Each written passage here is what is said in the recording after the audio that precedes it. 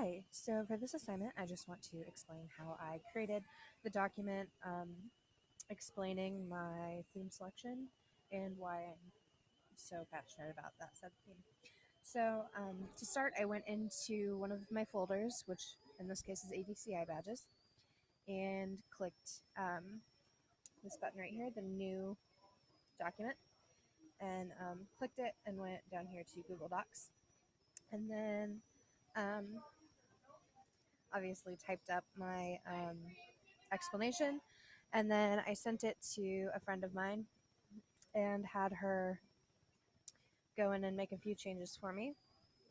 So she went through and she made a few grammatical error um, changes for me.